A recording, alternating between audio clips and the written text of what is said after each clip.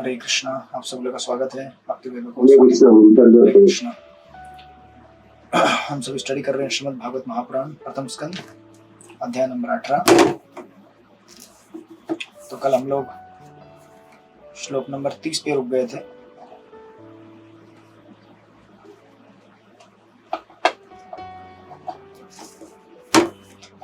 इस अध्याय का शीर्षक है ब्राह्मण बालक द्वारा महाराज परीक्षित को शाप।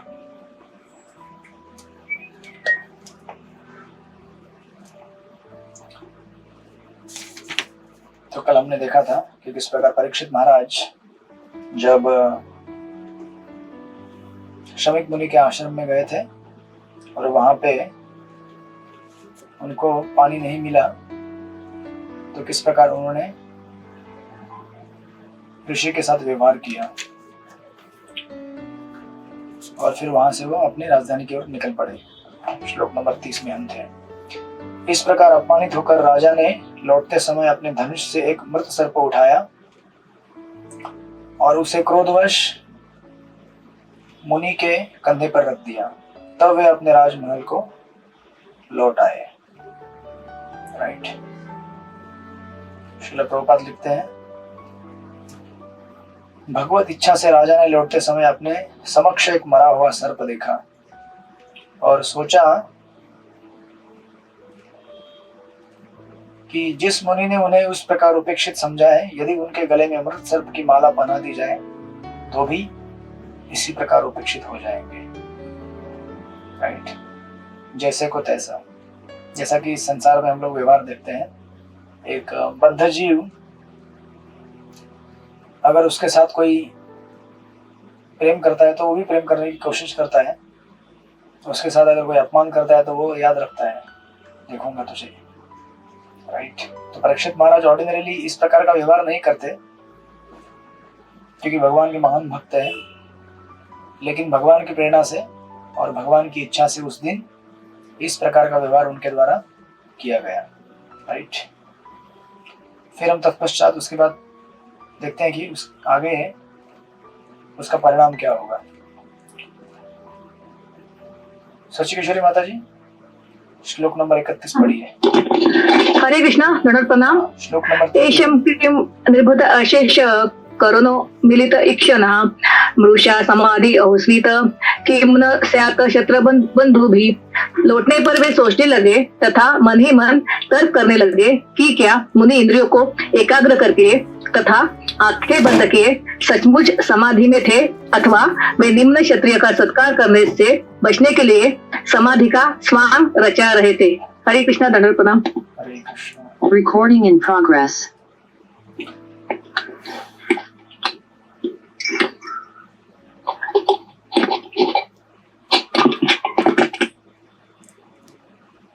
तो परीक्षित महाराज जब इस घटना के बाद अपनी राजधानी की तरफ लौटे तो उस समय उन्हें संज्ञान हुआ कि मैंने क्या कर दिया है। राइट। सो यहाँ पे एक शब्द है शात्र बंधव करके। राइट। शत्रु बंधु भी एक होता है क्षत्रिय, दूसरा होता है शत्रु बंधव या फिर ब्राह्मण बंधु भी कहते हैं, और दूसरा शब्द होता है ब्राह्मण। बेसिकली ब्राह्मण बंधु और शत्रु बंधु मतलब है तो ब्राह्मण या क्षत्रिय, लेकिन क्षत्रिय या ब्राह्मण जैसा व्यवहार नहीं कर पाते वो लोग, है ना। इसीलिए उनको ब्राह्मण बंधु या शत्रु बंधु कहते हैं। यानी कि क्षत्रिय का भाई है ये, लेकिन क्षत्रिय नहीं है वो, लेकिन क्षत्रिय का भाई है। क्षत्रिय के जैसा है लेकिन क्षत्रिय का भाई नहीं है। राइट। तो अभी परीक्षित महाराज, जनरली क्या होता है कि हम लोग इस संसार में जब, जैसे हमने लास्ट टाइम देखा था, 3 प्रकार के स्टेजेस होते हैं, जागृत, स्वप्न, सुषुप्ति और तुरिया। कई बार हम लोग जागृत अवस्था में अपने मन के द्वारा चीजों को प्रोसेस करते हैं। मन और हमारा जो भी बुद्धि है, भौतिक बुद्धि, उससे हम इस संसार को प्रोसेस करते हैं कि चीजें कैसे दिखती है और क्या दिखता है। राइट। तो जनरली हम में से हर किसी का एक अपना परसेप्शन रहता है कि लोग मुझे कैसे देखते हैं। अब हमें पता नहीं लोग हमें कैसे देखते हैं, राइट। हम अपने आप को समझते हैं बहुत एकदम अच्छे, लेकिन सामने वाला क्या समझता है हमें पता नहीं, लेकिन हम अपने का अंदाज लगाते हैं कि चलो भाई वो मेरे बारे में ऐसा सोचता होगा। We have our own imaginative world, right. और उससे भी संसार चलता है। आपको पता चले कि आपके साथ रहने वाला या आपके बाजू वाला आपके बारे में क्या सोचता है, तो फिर आप तो पानी पानी हो जाएंगे। राइट। बिकॉज वास्तव में क्या सोचता है हमें भी पता नहीं हो, लेकिन क्या करें, ये संसार है। तो अभी जैसे दुकानदार के पास अगर कोई ग्राहक जाता है, किधर गए आज वो दोनों दुकानदार वाले लोग, क्या नाम है उनका, काशीनाथ प्रभु। तो अगर दुकानदार के पास अगर ग्राहक आता है तो दुकानदार सोचता होगा चलो पैसा कमाने का टाइम आ गया अभी, और ग्राहक सोचता होगा कि अरे यार ये तो मेरी पहचान का दुकानदार है, चलो पैसा बचाने का टाइम है अभी। दूसरे किसी दुकान में चले जाता तो शायद इतना कंसेशन नहीं मिलता, लेकिन यहाँ पे कंसेशन मिलेगा। लेकिन दुकानदार सोच रहा है कि पैसा कमाने का टाइम है। अभी एक दूसरे के विचारों को अगर बिना किसी स्कैनर के सीधा अगर दिखा दिया जाए, देखो ये क्या सोच रहा है, तो ग्राहक भाग जाएगा और दुकानदार भी सोचेगा अरे यार ये तो लूटने के लिए है मेरे को, राइट। बट हम लोग बिकॉज भगवान ने एक फिल्टर डाल के रख दिया है हमारे मन का, भौतिक बुद्धि का, तो ये वहां तक ठीक है जहां तक ग्राहक और दुकानदार का संबंध है। लेकिन specially when it comes to Vaishnav dealings, Vaishnav के साथ जब डीलिंग का सवाल आता है तब ये प्रॉब्लमेटिक होता है, राइट। तो जनरली क्षत्रिय जो रहते हैं they are highly honoured in society. Why? Because they are leaders, protectors. अभी आपके इधर पॉलिटिशियन आते हैं तो आप उनको सलाम करते हैं अलग कारण से, लेकिन वैदिक काल में जो भी राजा हुआ करते थे उनके लिए लोगों का प्रेम दूसरे कारणों की वजह से होता था, राइट। क्योंकि क्षत्रिय लोग राज्य का कारभार संभालते हैं, लोगों को प्रोटेक्शन करते हैं, संरक्षण प्रदान करते हैं। और ये पॉजिटिव साइड हो गया। दूसरा नेगेटिव साइड ये है कि बिकॉज क्षत्रियाज वो लोग ज्यादा भौतिक संसार में सांसारिक लोगों से डील करते हैं, राइट। और संसार में रहते हैं, सांसारिक चीजों से आसक्त रहते हैं, इसीलिए स्पिरिचुअली एलिवेटेड लोग ज्यादा इन लोगों से मिलते जुलते नहीं है। जैसे आपने देखा होगा प्रतापरुद्र महाराज को चैतन्य महाप्रभु नहीं मिलना चाहते थे। चैतन्य महाप्रभु बोले नहीं मिलूंगा मैं प्रतापरुद्र महाराज से, क्योंकि भक्तों ने कहा कि वो बहुत अच्छा भक्त है। लेकिन महाप्रभु बोलते थे नहीं, विषय और विषयी लोगों से मुझे नहीं मिलना है, ये सन्यासी के लिए जहर पीने जैसा है। और वो वास्तविक तथ्य है, क्योंकि जिसका जो मार्ग है उसको उस मार्ग में चलना पड़ेगा, right. You can intermingle. Suppose अगर कोई बिजनेसमैन है, व्यापारी, अगर वो सोचेगा कि मैं ब्राह्मण की तरह व्यवहार करूं तो नहीं चलेगा ना। ब्राह्मण मतलब क्या होता है? Liberal heart. तो तुकाराम महाराज ब्राह्मण दुकानदार बने थे। तो उन्होंने एक बार मिर्ची का दुकान डाला था। उनकी पत्नी ने कहा कि बहुत सारी मिर्चियां हैं, लोन पे ले लो, दे दिया और बोले जाके बेचो। तो इधर कोंकण के एरिया में आए थे, महाराष्ट्र में। तो मिर्ची का दुकान डाल दिया और लोग आए, बोले कितने रुपए का मिर्ची है? बोले उसी रुपये में ले लो, उसी भाव में जो लास्ट ईयर आपने जिस भाव में लिया था। तो अभी पिछले साल क्या भाव था उनको भी पता नहीं है। तो कुछ लोगों ने बोला कि अच्छा हम लोग अभी पैसे नहीं है, घर पे जाके आके दे चलेगा, हाँ हाँ ले लो। और फिर कुछ लोग ऐसे होते हैं, जैसे आप कभी सब्जी की दुकान में गए होंगे तो आपने समझो आधा किलो टमाटर ले लिया, आधा किलो गोभी ले लिया, अच्छा 4 धनिया का पत्ता दे दो ना फ्री में। 4 कड़ी पत्ता दे दो ना, 2-4 मिर्ची, थोड़ा अदरक। तो दुकानदार भी होशियार रहता है, वो बराबर रेट लगाता है और फिर ये सब माल, हाँ थोड़ा सा आपके लिए 4 पत्ती धनिया ले लो, पेपर में बांध के दे देता। हमको लगता है कि अरे वाह मेरे को फ्री में मिल गया। आपको क्या पता फ्री में मिला है नहीं मिला है, लेकिन तुकाराम महाराज तो ऐसे नहीं थे। तो तुकाराम महाराज को जब पूछता था कोई कि अच्छा थोड़ा मिलेगा, हाँ ले लो ना, आपके हाथ से जितना चाहे उतना ले लो, तो लोग ऐसा एकदम भर भर के लेते थे, मुट्ठी मुट्ठी भर के। तो ऑफकोर्स तुकाराम महाराज जी से भगवान के बहुत महान भक्त हैं और वो लीला प्रदर्शित कर रहे हैं वहां पे। But we can exchange the roles as such administrative इसमें। तो जनरली इसलिए जो रिजेंशियंट रहते हैं वैरागी लोग नहीं मिलते। किन से?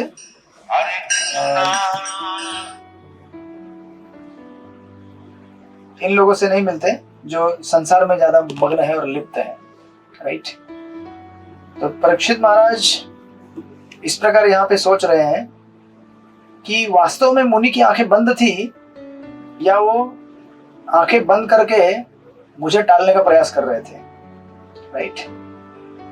अथवा वे निम्न क्षत्रिय का सत्कार करने से बचते हेतु समाधि का स्वांग रचा रहे थे। तो अभी ये जानने वाली बात है कि परीक्षित महाराज जब यहाँ पे सोच रहे अपने आप को निम्न क्षत्रिय, ये दिखाता है कि परीक्षित महाराज वास्तविक भगवान के महान भक्त हैं। क्योंकि अगर आप क्वालिफाइड हैं फिर भी अगर आप अपने आप को अनक्वालिफाइड सोचे तो वास्तव में क्वालिफाइड है, राइट। क्योंकि वास्तविक जो क्वालिफाइड होता है वो कभी सोचता नहीं कि मैं योग्य हूँ, हमेशा सोचता है कि मैं योग्य नहीं हूँ, मैं भगवान की कृपा प्राप्त करने के लायक नहीं हूँ, राइट। तो परीक्षित महाराज यहाँ पे सोच रहे कि मैं निम्न क्षत्रिय हूँ, राइट। और परीक्षित महाराज अपने परसेप्शन के हिसाब से एनालाइज कर रहे हैं सिचुएशन कि क्या ऐसा हुआ, और वो अभी कैसा है कि परीक्षित महाराज जी जो चक्रवर्ती सम्राट रूलर है ना बहुत बड़े, तो अपने आप को रिप्रेजेंटेटिव मान रहे हैं क्षत्रियों का रिप्रेजेंटेटिव। तो परीक्षित महाराज सोच रहे हैं कि कहीं शमीक ऋषि अपने आप को ब्राह्मणों का रिप्रेजेंटेटिव मानकर क्षत्रियों का रिप्रेजेंटेटिव आया है, तो उसको टालने के लिए ऐसा कर रहे हैं कि मतलब पूरे कम्युनिटी पे ले लिया उन्होंने विचार, राइट। और परीक्षित महाराज सोचने लगे अगर सचमुच राजा अगर ध्यान मग्न थे और मैंने अगर उनके कंधे पे अगर सांप डाल दिया मृत, तो ये ठीक नहीं हुआ, राइट। ये मैंने गलत किया। और अगर वो ट्रांस में थे तो नहीं थे तो अलग बात है, तो उन्होंने जानबूझकर ऐसा किया होगा मुझे टालने के लिए। लेकिन अगर वो ट्रांस में थे, ध्यान में थे, और मैंने उनके ऊपर ही इस प्रकार सर पर डाल दिया, तो मेरी तरफ से क्या हो गया, बहुत बड़ा गुनाह हो गया है।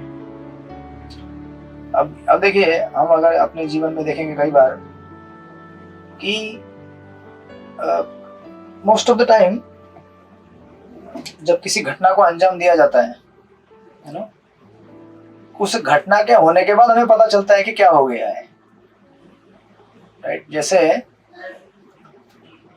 जनरली हमारे जो इमोशंस रहते हैं, इसलिए कहा जाता है कि हम लोग जब कभी ज्यादा दुखी हो या ज्यादा सुखी हो तो कोई डिसीजन नहीं लेना चाहिए फटाफट से, क्योंकि वो सिचुएशन ऐसा होता है कि आप उस इमोशन में बह जाते हैं, है ना। मतलब इमोशन क्या है, एक करंट की तरह है, एक बहाव की तरह है, तो आपको उस दिशा में बहा कर लेके जाता है। समझो से फॉर एग्जांपल एक बहुत बड़ा क्राउडेड गर्दी जा रहा है, लोगों का बहुत बड़ा क्राउड जा रहा है और इतना तेजी से जा रहा है, आप उसके बीच में है, तो आपको भी उसके साथ वो बहा के लेके जाता है ना, और इतना तेजी से लेके जाता है कि आप देख नहीं पाते दूसरे साइड में क्या है। उसी प्रकार जब इमोशंस हमारे बहुत स्ट्रांगली हमको अफेक्ट करते हैं, उस टाइम में लिया हुआ डिसीजन सही हो भी सकता है बट मोस्टली सही नहीं होता है, राइट। एंड दैट्स व्हाई, और ये हमें कब पता चलता है, वो होने के बाद। समझो हमने किसी को बहुत जोर से डांट दिया गुस्से में आकर, वो गुस्सा मतलब बाद में जब वो व्यक्ति चला जाता है वहां से या कुछ भी झगड़ा करके उठ के कहीं भी, उसके बाद हमें पता चलता है कि अरे बाप रे, अब तो इतना डैमेज कर दिया है कि अभी 1 महीने तक तो रिपेयर नहीं होने वाला लगता है ये डैमेज। 1 महीना फिर उसका तकलीफ सहते रहो, तो जब तक हमारे इमोशंस काम डाउन नहीं होते तब तक एक्चुअली हमें डिसीजन नहीं लेना चाहिए किसी चीज के बारे में। हमारे जो इमोशंस है उनको शांत होने देना जरूरी है, राइट। तो परीक्षित महाराज सोचने लगे कि यार भूख लगी थी, मुझे प्यास लगी थी, इतना तेज स्ट्रॉन्ग इमोशन है वो। जब हम भूखे रहते हैं और प्यासे रहते हैं, हमको कुछ नहीं सूझता है ना, कुछ भी नहीं सूझता है। भूख लगेगी तेज तो फिर सिर्फ प्रसाद किधर है, प्रसाद। या प्यास लगेगी तो कुछ भी नहीं दिखता, पानी पानी पानी, त्राहिमाम। उस समय अगर कोई आपको बोले ये चेक पे साइन कर दो ना, हो सकता है आप साइन भी कर दे, अरे भाई जल्दी पानी दे दो, ये लो साइन ले लो फटाफट, बिना देखे कि क्या हुआ है, चेक के ऊपर लिखा है क्या नहीं लिखा है, कितना अमाउंट लिखा था, राइट। या कोई भी डिसीजन फटाफट फटाफट, अरे हाँ ठीक है ठीक है ठीक है, वो हो जाएगा, लाओ लो पानी, लाओ जल्दी लो पानी लाओ। या फिर इधर वे पॉजिटिव नेगेटिव। तो परीक्षित महाराज सोचने लगे कि मैं बहुत ही शायद डिसरिस्पेक्टफुली उनके साथ डील किया हूं, एंड ये मुझे नहीं करना चाहिए था। अब ये उनको कब पता चल रहा है? सब घटना होने के बाद जब राजधानी की तरफ लौट रहे हैं वापस। तो हमारे डेली लाइफ में ऐसे हमको कई बार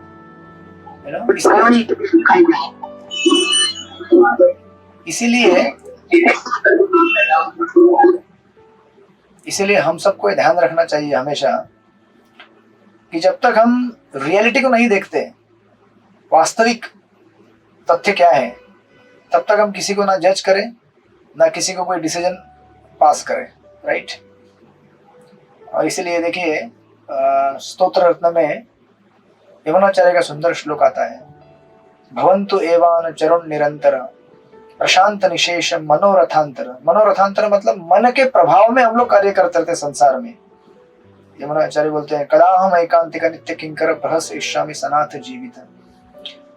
कहते हैं कि इस संसार में हम लोग क्या कर रहे हैं, भटक रहे हैं मन के प्रभाव से। और मन क्या हुआ है, भौतिक आसक्तियों से पूरी तरह से अफेक्टेड है वो।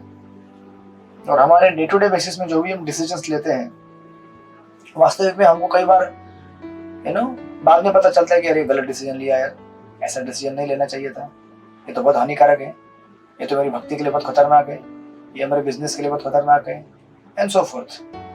तो संसार में बिजनेस, घर, परिवार ये सब तो ठीक है, लेकिन भक्ति में अगर हमने गलत डिसीजन लिया और हमारे लिए घातक हुआ तो हमारे लिए बहुत नुकसानदायक है।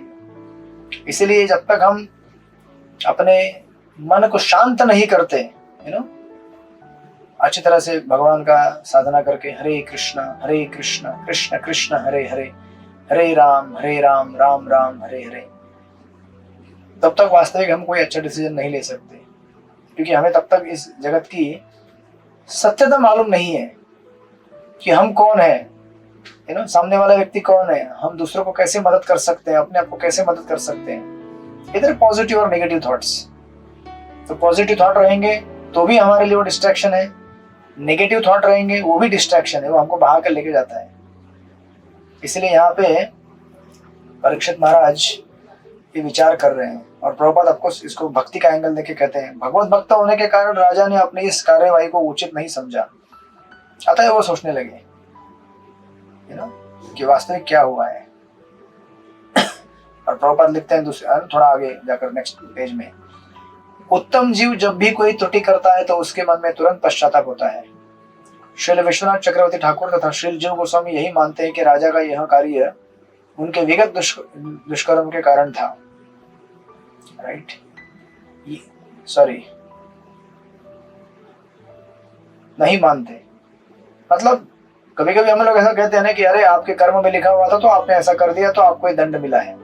लेकिन चक्रवर्ती पाद और जीव गोस्वामी जी कहते हैं कि ये एक्चुअली राजा के पूर्व कर्मों के हिसाब से नहीं घटना हुई है, ये किसकी वजह से हुई है, यह योजना तो श्री भगवान ने राजा को अपने घर भगवत धाम वापस बुलाने हेतु की थी, राइट। सेकंड पैराग्राफ में प्रभुपाद लिखते हैं, श्री विश्वनाथ चक्रवर्ती के अनुसार यह योजना श्री भगवान की इच्छा से बनी थी और श्री भगवान की इच्छा से निराशा की स्थिति उत्पन्न हुई थी। योजना यह थी कि राजा के इस तथाकथित दुष्कर्म के लिए कली के प्रभाव से दूषित हो चुका एक अनुभव विहीन ब्राह्मण बालक शाप देगा, राइट। इस प्रकार राजा क्या कर सकेंगे, फिर घर छोड़ सकेंगे, जैसे श्रील प्रभुपाद ने घर छोड़ा, राइट। अब उनकी पत्नी तो पहले से एक डिवोटी फैमिली से आई हुई थी, भक्ति भी करती थी, लेकिन चाय पी लिया उन्होंने, और प्रभुपाद का श्रीमद् भागवतम चाय के बदले बिस्किट लेकर दे दिया, तो इतना बड़ा चीज है। कमेंट्री लिखा हुआ था, मतलब उनको भी पता रहेगा ना कि कितना बड़ा चीज है ये, बट उस दिन भगवान की प्रेरणा से उन्होंने दे दिया। और प्रभुपाद ने पूछा टी और मी, उन्होंने कहा मी ने कहा टी का। बोले चाय पिलाओ हमको, प्रभुपाद बोले ठीक है, दैट्स इट, थैंक यू। तो प्रभुपाद ने घर द्वार छोड़ दिया हम सबको घर में लाने के लिए, वापस घर वापसी। प्रभुपाद के घर छोड़ने से हमारे कितने सारे लोगों का घर वापसी हुआ है, राइट। तो ये सब भगवान की दिव्य लीलाओं के अंतर्गत होता है, भगवान के दिव्य पार्षदों के साथ। हाँ, लेकिन हमारे मामले में कोई दिव्य लीला नहीं होती है। भगवान दिव्य लीला भी करते हैं, हमारे लिए स्थिति अरेंज करते हैं, बट हमें यह ध्यान रखना चाहिए कि मन के आवेग में आए हुए विचार में जो डिसीजन हम लोग लेते हैं वो कई बार हमारे लिए हानिकारक होते हैं, और इसलिए हमें अपने आप को काम डाउन करना पड़ेगा। अभी हम लोग एक्चुअली काम डाउन नहीं है, संसार में कंटिन्यूअसली हमारे मन में चलता रहता है, वो ऐसा सोचता है, वो ऐसा सोचता है, ये संसार ऐसा है, वो ऐसा है, ये ऐसा है ना, दुनिया कितनी अच्छी है, मैं मजा करूंगा, है ना, ऐसे ही एंजॉय करते रहूंगा, कुछ नहीं होगा मुझे। भले आईने में देखते हैं एक बाल पक गया, दूसरा पक गया, तीसरा पक गया, है ना, दांत एक गिर गया, कमर में टेढ़ापन आ गया है, ज्यादा बैठा नहीं जाता है, चेयर चाहिए बैठने के लिए, चलने के लिए लकड़ी चाहिए। लेकिन फिर भी हम लोग वास्तविकता को न समझने की वजह से संसार को कभी भी रियलिटी में नहीं देखते, राइट। इसलिए मन के आवेग से अगर हमें कैरिड आउट नहीं होना है तो हमें पहले अपने मन को शांत करना पड़ेगा। इसलिए ये जो आध्यात्मिक विधियां हैं, है ना, श्रीमद् भागवत का अध्ययन या फिर महामंत्र का जप, ये सब क्या करता है, हमारे मन को शांत कर देता है, राइट। अदरवाइज अगर हम लोग इस प्रकार शास्त्रों के और दिव्य ध्वनि के साथ अपने आप को जोड़ेंगे नहीं continuously, at least day to day basis पे कुछ घंटे, कुछ मिनट्स, तब तक हमको दैनिक मार्गदर्शन नहीं मिलेगा, है ना। तो ऑफकोर्स परीक्षित महाराज के बारे में तो भगवान का ये योजना है, और प्रभुपाद लिखते हैं कि इस प्रकार श्रीमद् भागवत का उदय होगा, एंड देन भगवान के दिव्य लीलाओं का हमें आशीर्वाद मिलेगा। और ऑफकोर्स प्रभुपाद फिर आगे अर्जुन के बारे में भी लिखते हैं, अर्जुन तथा पांडव उनके चचेरे बंधुओं से षड्यंत्र कराकर श्री भगवान ने कुरुक्षेत्र युद्ध की भूमि का निर्माण किया। यह सब भगवान की वाणी की प्रतिनिधि श्रीमद् भगवत गीता का अवतार कराने हेतु था। इसी प्रकार राजा परीक्षित के लिए श्रीमद् भागवत का अवतार कराया गया। भूख तथा प्यास से शुद्ध होना तो मात्र दिखावा था, क्योंकि राजा ने तो मात्र माता के गर्भ में रहते हुए बहुत कष्ट सहन किया था, राइट। अश्वत्थामा का वज्र, तो फिर ये सब भूख प्यास तो कोई एकदम साधारण चीज है उनके लिए। वे अश्वत्थामा द्वारा छोड़े गए ब्रह्मास्त्र के ज्वाज्वल्यमान ताप से कभी विचलित नहीं हुए। राजा की यह व्यथापूर्ण स्थिति निश्चय ही अभूतपूर्व थी। महाराज परीक्षित जैसे भक्त श्री भगवान की कृपा से ऐसी आपदाओं को सहन करने हेतु बहुत शक्तिशाली होते हैं और कभी विचलित नहीं होते। अतः यह सब भगवान के द्वारा नियोजित था। देन फिर आगे कहते हैं 32वें श्लोक में, हरिपुराण प्रभु पढ़िए 32। प्रणाम। तस्य पुत्रपि तेजस्वी विहरन् बालक अर्भजे राजा अदं हितं तात्मा कृत्वा तत्र इदम् अब्रवीत्। उस मुनि का एक पुत्र था जो ब्राह्मण पुत्र होने के कारण अत्यंत शक्तिमान था। जब वह अनुभवहीन बालकों के साथ खेल रहा था तभी उसने अपने पिता की विपत्ति सुनी जो राजा द्वारा लाई गई थी। वह बालक वहीं पर इस प्रकार बोला। कृष्ण प्रणाम। तो अभी और एक कैरेक्टर यहाँ पे इंट्रोड्यूस हो गया, तो कैमरा थोड़ा शिफ्ट होता है और जाता है शमीक मुनि के पुत्र श्रृंगी के ऊपर। तो इस तरह परीक्षित महाराज के मन में एक स्क्रिप्ट चल रहा था और उधर एक एक्शन कई लोगों के मन में अलग अलग स्क्रिप्ट खड़ा कर देता है। एक घटना घर में हो जाती है, पति कुछ सोचता है, पत्नी कुछ सोचती है, बच्चे कुछ सोचते हैं, पड़ोसी कुछ सोचता है, सब लोग अपने अपने मन के धर्म है ना, रजोगुण तमोगुण जिससे भी प्रभावित है उसके हिसाब से अपना अपना स्क्रिप्ट बना लेते हैं और इंटरप्रिटेशन निकालते हैं। तो उधर शमीक मुनि का जो पुत्र था उसने अपना स्क्रिप्ट बना लिया मन में और विचार करने लगा, है ना। और उसके लिए क्या था, यहाँ पे दो शब्द इस्तेमाल किए गए हैं। एक तो कहा गया है कि अति तेजस्वी, राइट, अति तेजस्वी यानी कि बहुत शक्तिमान, लेकिन साथ में दूसरा शब्द क्या है, बालको अर्भकय, अर्भकय यानी कि बचकाना, शक्तिशाली है लेकिन बच्चा है, बच्चा जैसा है। मतलब क्या है, डेंजरस। आपके हाथ में पावर है लेकिन आपको ठीक से डिसीजन लेने नहीं आता है सही और गलत का, तो पावर का इस्तेमाल किसके ऊपर करेंगे, किसी के ऊपर कर देंगे।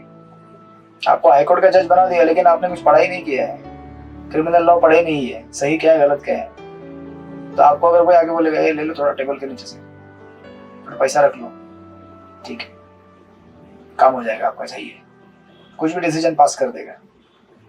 तो उसी प्रकार ऑफकोर्स यहाँ पे ये दो शब्द इस्तेमाल करके ये कहा जा रहा है कि वो बचकाने में ही इतना ज्यादा पावर उसके पास होने की वजह से, that which is very dangerous combination, बहुत खतरनाक कॉम्बिनेशन है ये। उसकी वजह से क्या होगा, एक भयंकर घटना होगी अभी, राइट। तो अभी यहाँ पे सुत गोस्वामी कहते हैं तभी उसने अपने पिता की विपत्ति सुनी। अभी विपत्ति मतलब क्या है, किसी ने, वहां बच्चे खेल रहे होंगे, खेल खेल में आकर किसी बच्चे ने बोल दिया, अरे सुनो सुनो सुनो सुनो सुनो तुम्हारे पिता को क्या हुआ, क्या हुआ। एक मरेला सांप पड़ा हुआ था उनके ऊपर, और क्या हुआ।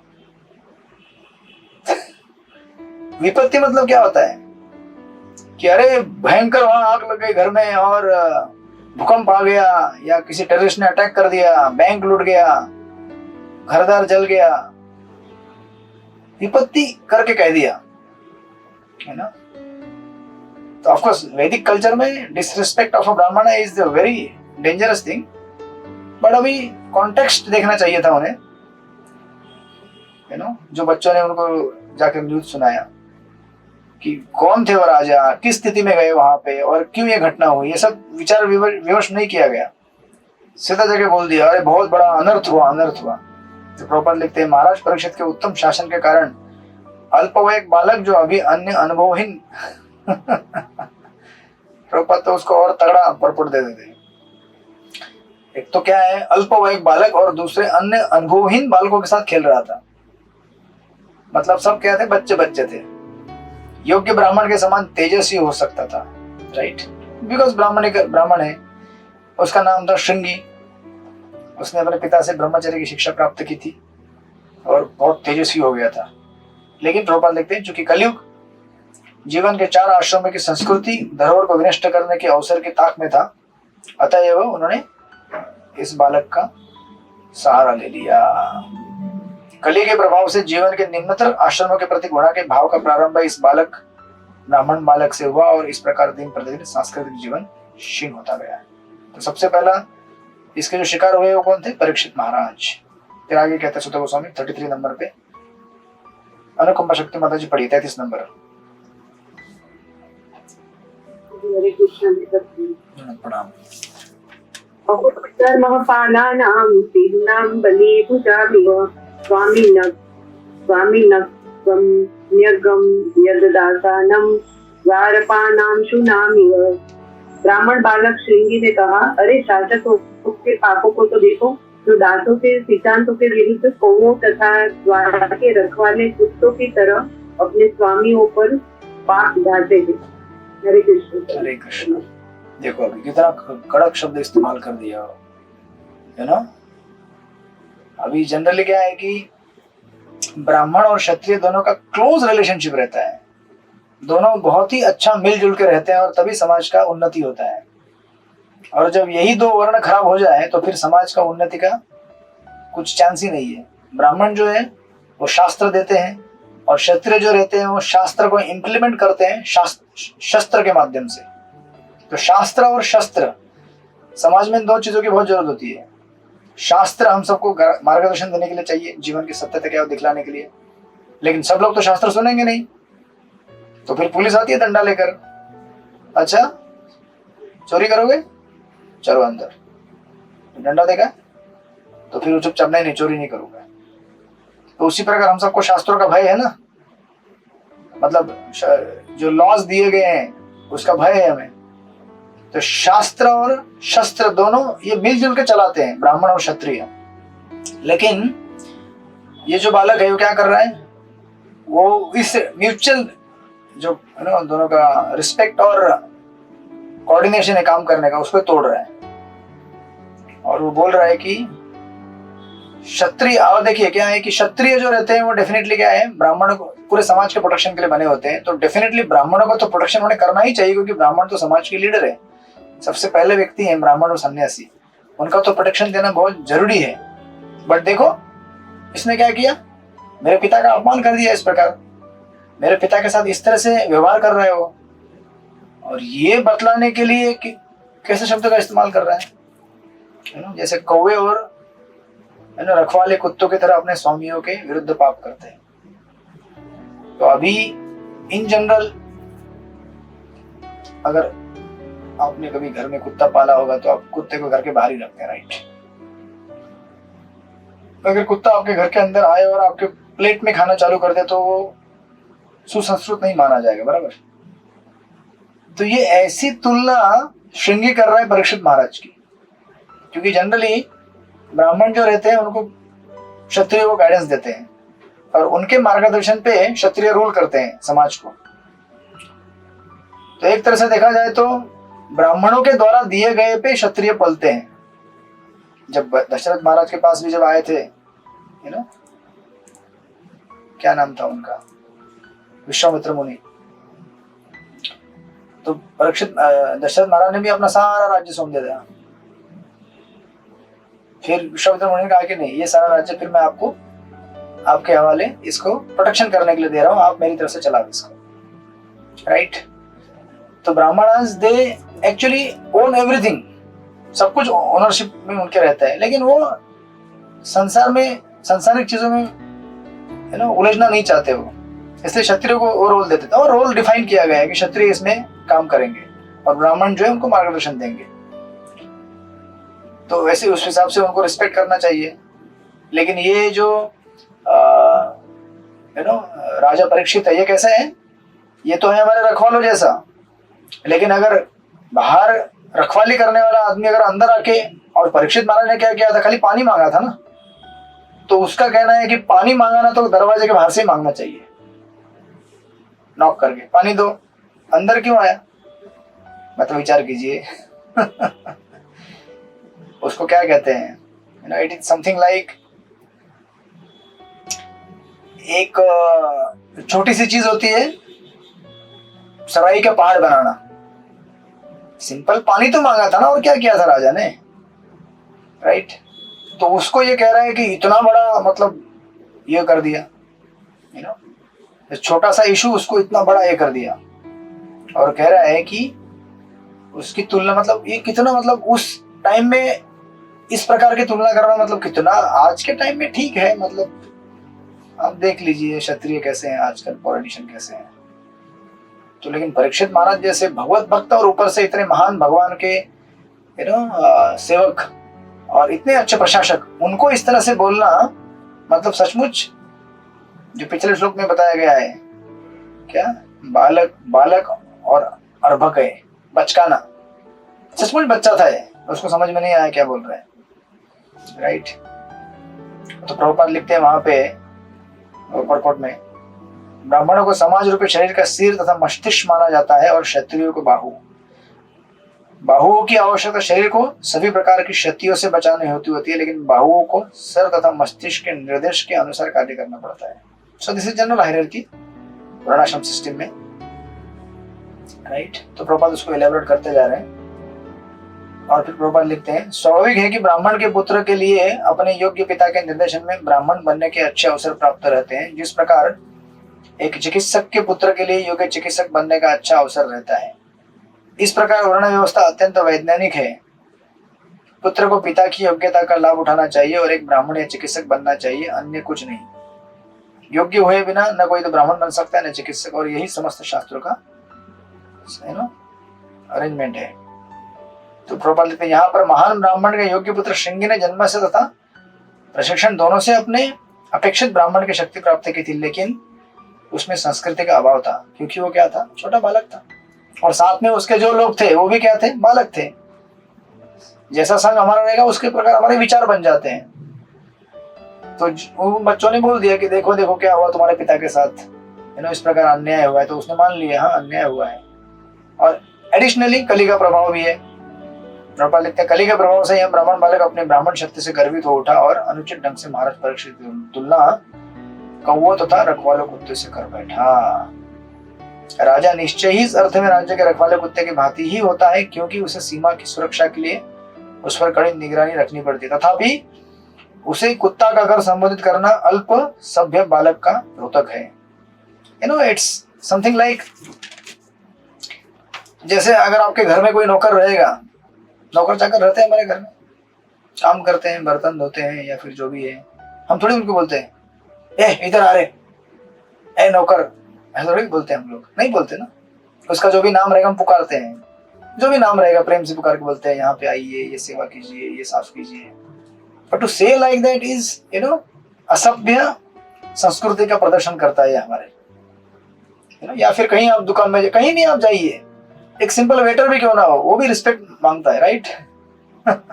अब होटल में जाएंगे और वेटर कोई आएगा, बोलेंगे ए वेटर, तो आप वो बोलेगा साहब थोड़ा ढंग से बात कीजिए, हम 5 स्टार होटल का वेटर हूँ, ढाबे का नहीं हूँ, जबान संभाल के बात कीजिए, नहीं तो आपको बाहर निकाल देंगे यहाँ से। कौन निकालेगा? मैंने निकालूंगा, मालिक बैठे उधर। तो हर किसी का एक रिस्पेक्ट का लेवल होता है और उसको हम क्रॉस नहीं कर सकते। चाहे वो भिखारी भी हो, भिखारी भीख मांगता है तो आप थोड़ी बोलते हैं चल रहे भिखारी चल चल, आप बोलते हैं ठीक है हमारे पास नहीं है आप जाइए, अगर आप सुसंस्कृत है तो। भिखारी भी मांगे तो वो भी उसको ना बोलने का तरीका होता है एक, उसको हाथ हटूट करके ऐसा देना, मतलब वो मतलब आप खुद भिखारी बन गए। तो हर किसी का एक लिमिट और बोलने का एक तरीका होता है। लेकिन श्रृंगी ने क्या कर दिया, यहाँ पे इतना बड़ा जजमेंट पास कर दिया परीक्षित महाराज के ऊपर, राइट। तो अभी यस, तो इस प्रकार प्रभुपाद लिखते हैं कि इस प्रकार ब्राह्मणों का पतन ये श्रृंगी के इसमें यहाँ से चालू हुआ है। तो फिर आगे 34 में बोलते हैं, चित्रलेखा सखी माता जी पढ़िए 34 नंबर। हरे कृष्णा, दंडवत प्रणाम प्रभु। ब्राह्मणे शत्र बंधुर्हि गृहपाल निरूपितः स कथम तद्गृहे दास्ता संभांडम भोक्तुम अर्हति। ब्राह्मणांकडून क्षत्रिय पुत्रांना निश्चितच राखणदार कुत्रे म्हणून नियुक्त करण्यात आले आहे। त्यांनी आपले काम द्वारावरच केले पाहिजे। द्वार राखणारा कुत्रा घरात येऊन धन्याच्या ताटात जेवू म्हणेल तर ते कसे शक्य होईल? हरे कृष्ण। हरे कृष्ण। तो इतना ग्राफिक, कितना बड़ा स्क्रिप्ट बना लिया उसने, बाप रे। इतना बड़ा स्क्रिप्ट मूवी बना के पूरा डिस्प्ले कर दिया उसने अपने इसमें। तो मन कितना खतरनाक होता है, विचार कीजिए जरा। मतलब छोटी सी चीज रहेगी, ठीक है, छोटा सा चीज था, परीक्षित महाराज ने भूख प्यास में एकदम विचलित होकर वो सर पर रख दिए और चले गए। जाके पूछ सकता था, भाई राजा ने आपने ऐसा क्यों किया, आपको कुछ कष्ट है क्या, हम आपकी सहायता कर सकते हैं क्या। ये तो इतना बड़ा मूवी बना के उसको रिलीज भी कर दिया, ट्रेलर भी दिखा दिया और पूरे संसार को बोल दिया कि देखो देखो देखो क्या हो रहा है मेरे पिताजी के साथ। और वो जैसे स्पेसिफिकली उसका कहना है कि अगर मांगना ही था तो आप घर के बाहर खड़े रह के मांगो, पानी चाहिए ना उधर रहो, घर के अंदर क्यों आया? कभी कुत्ता घर के अंदर आता है? कैन यू इमेजिन, मतलब किस प्रकार का भयंकर उसका इमेजिनेशन है, ग्राफिक डिस्क्राइब कर रहा है ग्राफिकली। परीक्षित महाराज श्रील प्रभुपाद लिखते हैं, उसने एक असभ्य बालक के लिए उपयुक्त अशिष्ट ढंग से अपने पिता की असत्कारशीलता की सफाई देने का प्रयत्न किया, राइट। उसने राजा की तुलना दरवाजे के कुत्ते से की, अतः राजा के लिए ब्राह्मण के घर में घुसकर उसी पात्र से जल मांगना अनुचित था। कुत्ते को स्वामी ही पालता है, लेकिन इसका अर्थ यह नहीं है कि स्वामी की ही थाली में खाएगा और पिएगा। यह झूठी प्रतिष्ठा की मानसिकता ही संपूर्ण सामाजिक व्यवस्था के पतन का कारण है। और हम यह देख सकते कि इसका सूत्रपात एक अनुभव शून्य ब्राह्मण बालक ने किया। जिस प्रकार कुत्तों को कमरे तथा चूल्हे चौके में नहीं घुसने दिया जाता, भले स्वामी ने ही कुत्ता पाल रखा हो, उसी प्रकार श्रृंगी के अनुसार राजा को कोई अधिकार नहीं था कि वह श्रमिक मुनि के घर में घुसता। राजा गलत था, उसने अपना डिसीजन बना लिया है। और इसी प्रकार और पिता नहीं, इस प्रकार उसने अपने शांत रहने वाले पिता को नया फ्रंट ठहराया। फिर आगे देखो कितना बड़ा बात बोलेगा वो। 35 नंबर कराए प्रेम माता जी, आप पढ़ेंगे 35। हरे कृष्ण प्रभु पंचांग प्रणाम। हरे कृष्ण पढ़िए। कृष्णे गते भगवती शास्त्री अपते गाविना सतविन्नम सेतु अदआम शांति पश्य में बलम।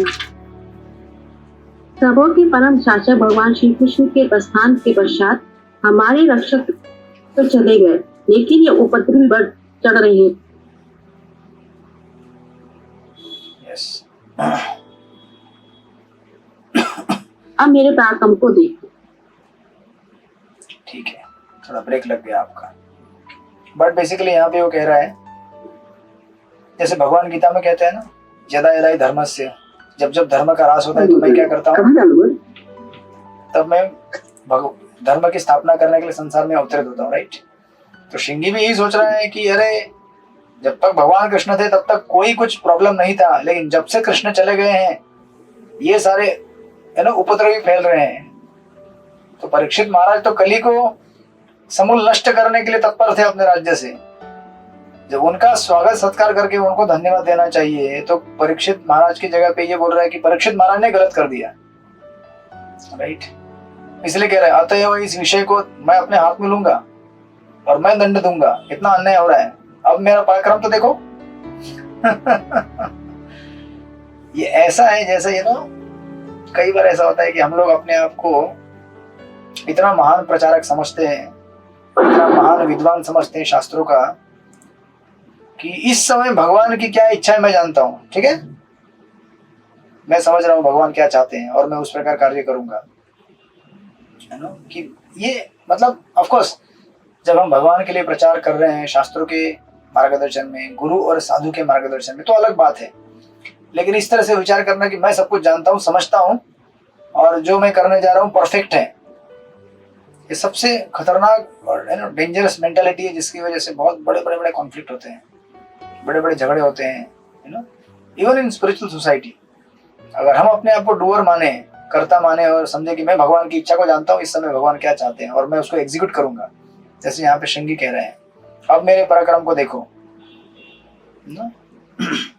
प्रभुपाद कहते हैं कि वह अनुभवहीन ब्राह्मण अल्प ब्रह्म तेज से गर्वित होकर कलयुग के दैवी की इंद्रजाल से प्रभावित हो उठा था, राइट। महाराज परीक्षित ने 4 जगह दी थी, जैसा कि पूर्व में कहा जा चुका है, किंतु राजा के अत्यंत दक्ष शासन में कली को इन नियत स्थानों में कहीं भी रहने को स्थान नहीं मिल पाया। अतः कलयुग ने अपनी सत्ता जताने की ताक में था और श्री भगवान की कृपा से उस गर्वित अनुभवहीन ब्राह्मण बालक के रूप में एक छिद्र मिल ही गया, राइट। ऐसे माया कैसे रहती है, छोटे से जगह से अंदर एंट्री करती है हमारे जीवन में, छोटा सा कहीं मिल जाता है उसका स्पॉट, लेकिन एक बार अंदर आ गई तो फिर बहुत बड़ा विशाल घर बना के बैठ जाती है, अभी नहीं निकल पाएगी वो, जब तक कि तब तक देर हो चुकी है आपको उसको निकालने के लिए, राइट। तो प्रभुपाद आपको इसको इलेबोरेट करते हैं कि किस प्रकार फिर कलयुग इस प्रकार भगवान की इच्छा भी, काल का क्रम, और जैसे शादी, क्या कह रहे काशीनाथ प्रभु, मतलब क्या है वही उसका तात्पर्य देंगे थोड़ी देर के बाद।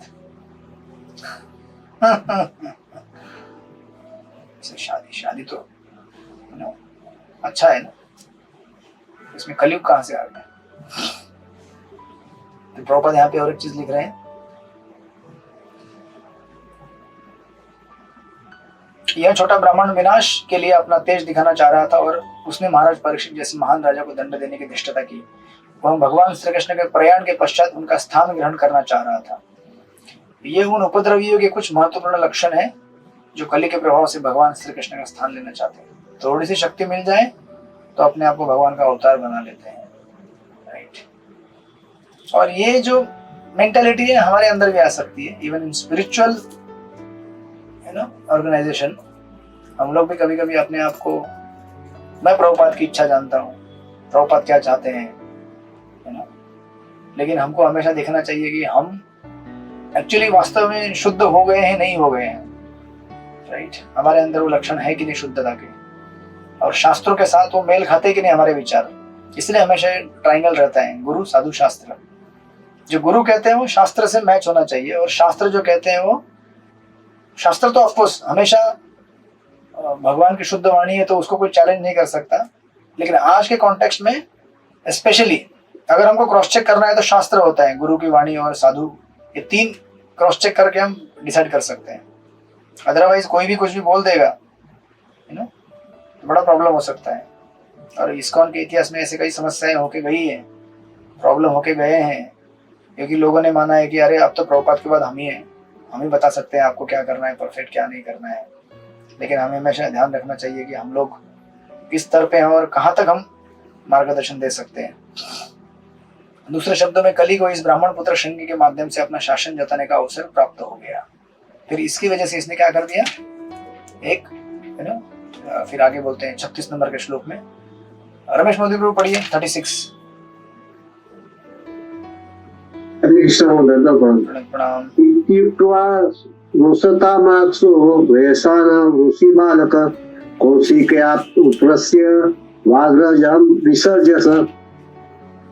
क्रोध से लाल लाल आंखें किए अपने संगियों से कहकर उस ऋषिपुत्र ने कौशिक नदी के जल का स्पर्श किया और निम्नलिखित शब्द रूपी व्रज छोड़ा। हरे कृष्ण। वाग वज्र, उस शब्द को लिखा गया वाक वज्र। वाक वज्र मतलब बेसिकली वज्र क्या करता है, चीजों को तोड़ता है ना, जिसके ऊपर गिरता है उसको तोड़ देता है।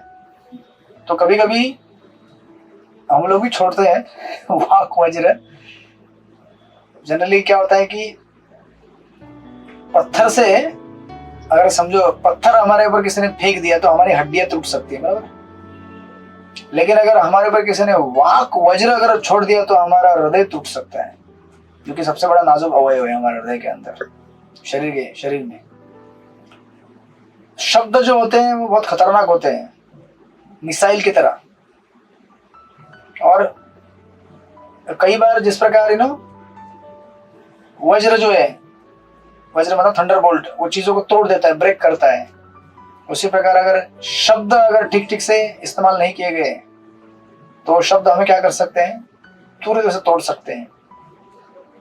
आप देखेंगे इतिहास में ऐसे कई होके गए हैं लोग जिन्होंने केवल शब्दों का इस्तेमाल करके पूरी सत्ता को चलाया है। आपको पता रहेगा हिटलर के बारे में, या फिर ऐसे कई उदाहरण है। शब्दों में बहुत पावर रहता है ना, और इसीलिए हमको जो अपना स्पीच है उसको बहुत संभाल के इस्तेमाल करना चाहिए। इसलिए ये श्रीमद् भागवतम इतना रिफाइंड है और इतना डीप है कि कैसे कह रहे, देखो शब्द रूपी वज्र छोड़ा, मतलब सचमुच वज्र था, ऐसा नहीं कि खाली बोलने के लिए बोल दिया। ऐसा वज्र आएगा जो परीक्षित महाराज के ऊपर, जो उनको पूरी तरह से तोड़ देगा। तो ऑफकोर्स भौतिक शरीर को तोड़ देगा वो, है ना। कभी कभी हम लोग क्या होता है कि जस्ट बोलते बोलते किसी को क्रिटिसाइज कर देते हैं, किसी की निंदा कर देते हैं, हमको नहीं पता चलता है कि सामने वाले को क्या हो गया है, लेकिन सामने वाला पूरी तरह से टूट जाता है, उसका मोरल डाउन हो जाता है, कॉन्फिडेंस डाउन हो जाता है ना। होता है ना ऐसा, कई बार हम लोग बात करते करते बोलते हैं अरे वो डिवोटी ऐसा है, उसने ऐसा किया, उसको ऐसा नहीं करना चाहिए था, और वो डिवोटी सुनता रहता है साइड में बैठकर। बाद में हमें पता चलता है कि अरे बाप रे, उसको तो काफी जोर से लगा हो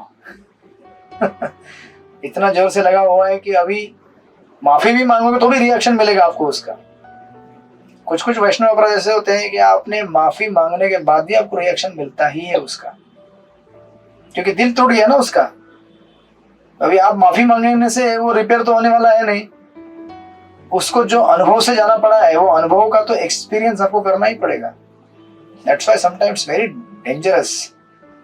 महाराज का क्लिप मैंने दिया था ना उस दिन, आपको निकाल के महाराज के टेप में से, कि हम लोग क्या सोचते हैं कि अरे कल थोड़ा हम लोग निंदा कम करेंगे, कल कल सोचते ना परसों करेंगे करेंगे करेंगे, और हम सोचते हैं कि टाइम है थोड़ा सा, अभी नहीं, अभी तो कल सीरियस हो जाएंगे, परसों सीरियस। क्यों भाई? तो इतना खतरनाक चीज है कि हमारे पूरी भक्ति को खत्म कर सकता है एक झटके के अंदर। इतना जो हमने बना के रखा है भक्ति का अपना संसार, जो हमारा स्टेटस, तो इसीलिए उसको हाथी माता करके कहते हैं महाप्रभु। हाथी माता मतलब हाथी अगर किसी गार्डन में घुस जाता है तो क्या करता है? गार्डन को पूरा तहस नहस कर देता है, अच्छे गार्डन को।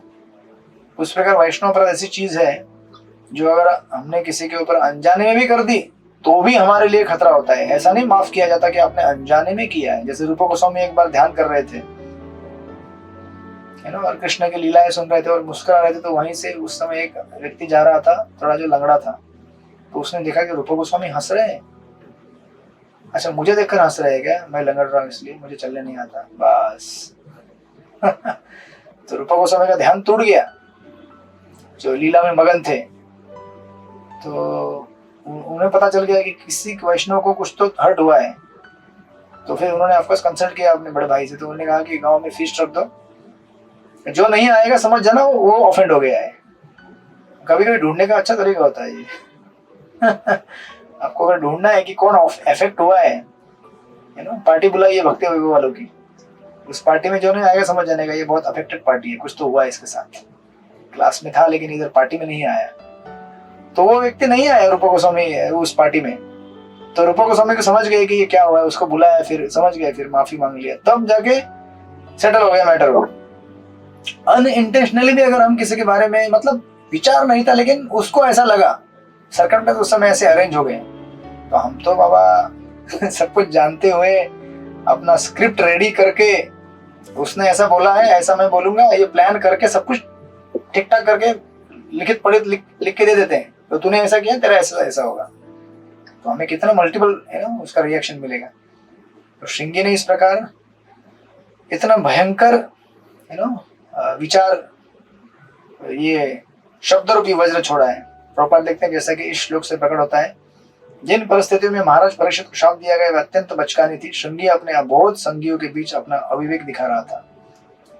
कोई भी समझदार व्यक्ति उसे समस्त मानव समाज के प्रति इतनी भारी क्षति से रोक लेता, किंतु उस समय अनुभवहीन ब्राह्मण पुत्र ने अपनी अर्जित ब्रह्म शक्ति का दिखावा करने के उद्देश्य से महाराज परीक्षित जैसे राजा का वध करने की बहुत बड़ी भूल की। राइट। तो ऑफ कोर्स इसमें देखिए भागवतम कैसा है कि हम उसको मल्टीपल एंगल से लेसन ले सकते हैं। एक लेसन तो ये है कि कली का प्रभाव है जो इस प्रकार ब्राह्मण बालक को एजिटेट कर रहा है। दूसरा, भगवान की इच्छा है कि श्रीमद् भागवत का उदय हो। तीसरा, परीक्षित महाराज को भगवान अपने धाम में लेके जाना चाहते थे, तो भगवान ऐसे है कि एक शॉट में सब कुछ साध्य करते हैं, मल्टीपल चीजें, उसको भी हेल्प करेंगे, इसको भी हेल्प करेंगे, आपको भी हेल्प करेंगे। हमें पता नहीं चलता है, हमें लगता है कि यार मेरा ही नुकसान हो रहा है, मैं ही एकदम खत्म हो गया हूँ। ऐसा नहीं है। भगवान की योजना को विस्तार से और डेप्थ में देखना चाहिए।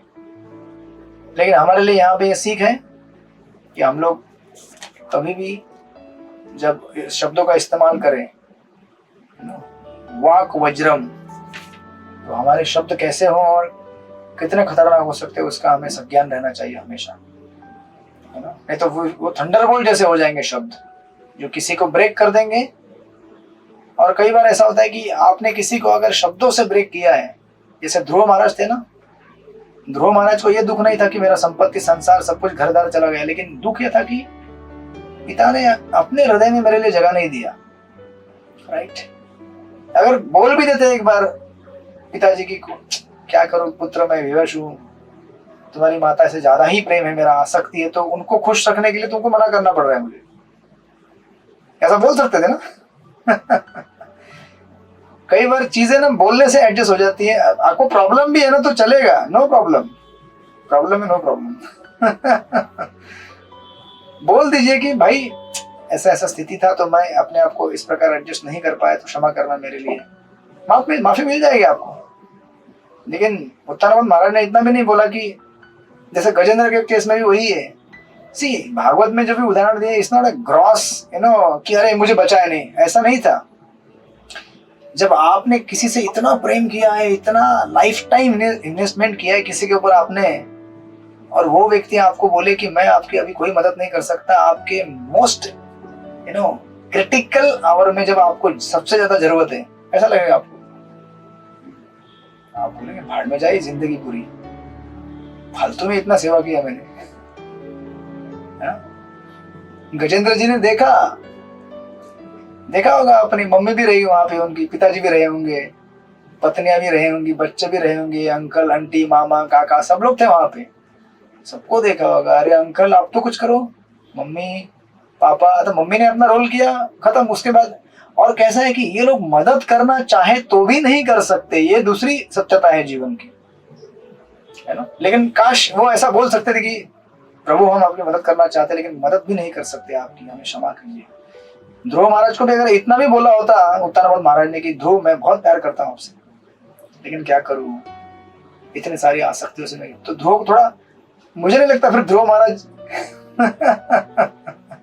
फिर ध्रुव महाराज की कथा उधर ही समाप्त हो जाती, नहीं। लेकिन भगवान की इच्छा थी और हमें यह भी दिखलाना चाहते थे कि जो इमोशंस है वो ज्यादा हमें गहराई में चोट पहुंचाते हैं, अदर देन जस्ट एक्सटर्नल कोई अगर चीज हुई है। तो यहाँ पे परीक्षित महाराज के साथ और श्रृंगी के साथ भी यही होगा। इवेंचुअली हम देखेंगे आगे कि किस प्रकार परीक्षित महाराज का ये प्रसंग हमें कई लेसन देता है और साथ में ये दिखाता है कि कैसे हमें डील करना चाहिए। डेली बेसिस में हम लोग जब डील करते हैं, एक दूसरे के साथ बात करते हैं, है ना। तो हम देखेंगे अगले क्लास में कि परीक्षित महाराज को किस प्रकार वो श्राप देते हैं, और परीक्षित महाराज उसको, इंटरेस्टिंग चीज में देखने वाली ये है कि परीक्षित महाराज कैसे रिस्पॉन्ड करते हैं। That's the main thing, response. छोटे सी चीज के लिए आपको बहुत बड़ी सजा मिल जाए तो आप निश्चित हल्ला करेंगे ना दुनिया भर में, हाय हाय मेरे साथ ये हुआ ये हुआ ये हुआ, मैं कोर्ट में जाऊंगा, मैं अदालत में जाऊंगा, इस्कॉन का एम्बोर्समेंट बॉडी है उसमें जाऊंगा, मैं जीबीसी में जाऊंगा मैं टेंपल प्रेसिडेंट के पास जाऊंगा, ये करूंगा वो करूंगा। परीक्षित महाराज का रिस्पॉन्स देखिए, that's why this is the glory of devotee. Bhagavat का ग्लोरी क्या है, ये है कि रिस्पॉन्स कैसा होना चाहिए हमारा और क्यों होना चाहिए। तो हम देखेंगे अगले क्लास में, मतलब अगले हफ्ते। तो अभी आपका अगले हफ्ते 8 और 9 तारीख है। फिर उसके बाद मैं जा रहा हूँ कार्तिक यात्रा के लिए, किचन सेवा है मेरा जगन्नाथपुरी में। तो 15-16 प्लस 22-23 दोनों हफ्ते नहीं रहूंगा मैं। उस समय क्या करेंगे कि मैंने अभी तक प्रश्न नहीं दिए हैं आपके, जो कि आपको बहुत बड़ा प्रश्न रहेगा। उस समय तक कम से कम 2-3 अध्याय के प्रश्न देने की कोशिश करूंगा, जो कि आप अध्याय का अभ्यास कर सकते हैं, ताकि आप लोग एक साथ फिर एग्जाम दे सकें, राइट। तो आप लोग भी जा रहे होंगे ना कहीं कि नहीं जा रहे कार्तिक में, वृंदावन जगन्नाथपुरी कहीं ना कहीं। तो 5 तारीख को जा रहे हैं, 18 को जा रहे हैं आप, 8 को मायापुर। अच्छा 8 को जा रहे हैं, सब लोग जा रहे हैं कि माता जी जा रहे हैं? अरे बोल बरसाया की शायद माता जी जा रहे हैं। अच्छा कौन सी तारीख को? जगन्नाथपुरी यात्रा। अच्छा जगन्नाथपुरी महाराज की यात्रा में ना, तो वो तो टाइम है अभी बहुत। तो हम लोग कम से कम आगे के 2 क्लास तो कर सकते हैं ना, 8 और 9 के। 8 और 9 के क्लास करेंगे, फिर 15, 16, 22, 23 छुट्टी रहेगा, सीधा हम लोग मिलेंगे फिर 29, 30, फिर आगे कंटिन्यू होगा। एटलीस्ट ये साल में हम लोग कैंटो 1 पूरा कर दे तो फिर नए साल से कैंटो 2 से प्रारंभ होगा हमारा द्वितीय स्कंद, जब सुखदेव गोस्वामी का प्राकट्य होगा और सुखदेव गोस्वामी हमको फिर भागवत में प्रविष्ट कर देंगे। हरे कृष्णा। श्रील प्रभुपाद की जय। श्रीमद् भागवत महापुराण की जय। वांछा कल्पतरुभ्यश्च कृपा सिंधु अनंत कोटि वैष्णव वृंद की जय। श्रील प्रभुपाद की जय। हरे कृष्ण। हरे कृष्ण। प्रणाम। हरे कृष्ण।